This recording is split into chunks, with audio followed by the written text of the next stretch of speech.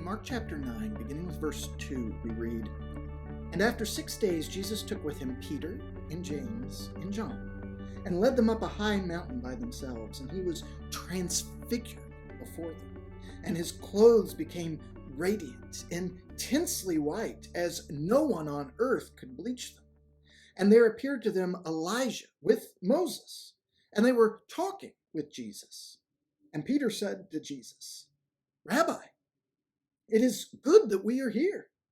Let us make 3 tents, one for you, and one for Moses, and one for Elijah.' For he did not know what to say, for they were terrified. And a cloud overshadowed them, and a voice came out of the cloud, 'This is my beloved Son. Listen to him.' And suddenly, looking around, they no longer saw anyone with them, but Jesus only."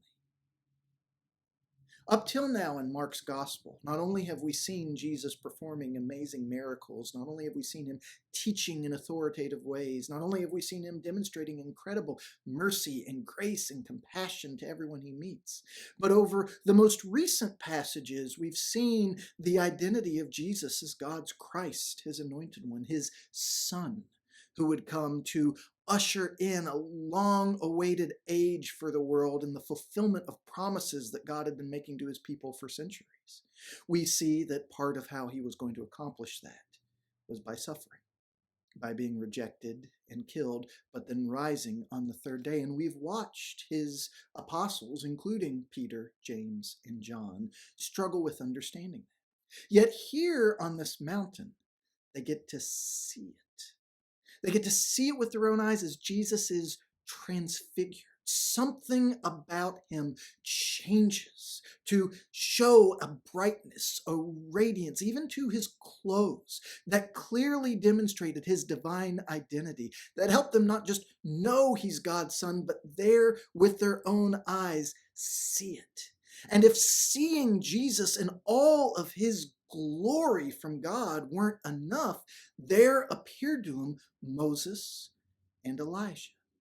In the Hebrew scriptures, what we today call the Old Testament, Moses was the one through whom God gave the law to his people 1,400 years before Jesus walked the earth. The first 5 books of the Bible are referred to as the Law of Moses, and he was the main character and author of much of it. Yet there was also Elijah from several centuries before Jesus as well, who was one of the prophets. And the second part, the rest of the Old Testament after those 5 books, is collectively known as the prophets in Jesus' day, with Elijah being one of the greatest and best known among them. So here's Jesus showing all of God's glory, talking with these 2 giants of their Jewish faith, the law, Moses, and the prophets, Elijah. And there's so much that we learn about Jesus just from that picture when we see Jesus in dialogue with Moses and Elijah. Jesus didn't come to destroy what had come before under the Jewish system. Jesus wasn't something brand new, completely divorced from these Jewish roots. He's in conversation with them. He is the fulfillment of all the things that they were saying and doing. He is where it was all leading to. And Peter's terrified reaction helps us to know that about Jesus, especially when God himself responds.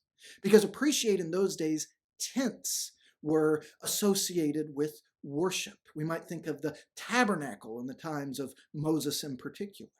So when Peter's proposing that they build these tents that they honor, that they worship Jesus and Moses and Elijah, I'm sure to his terrified mind that made sense, that seemed respectful, but that wasn't what God wanted done.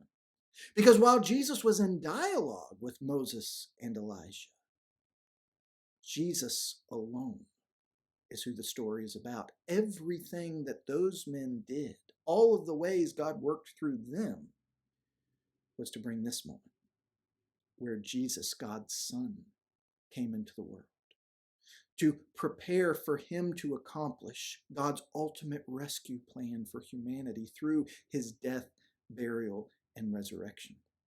So when Moses and Elijah vanish, as God declares, "This, Jesus is my beloved Son, listen to him.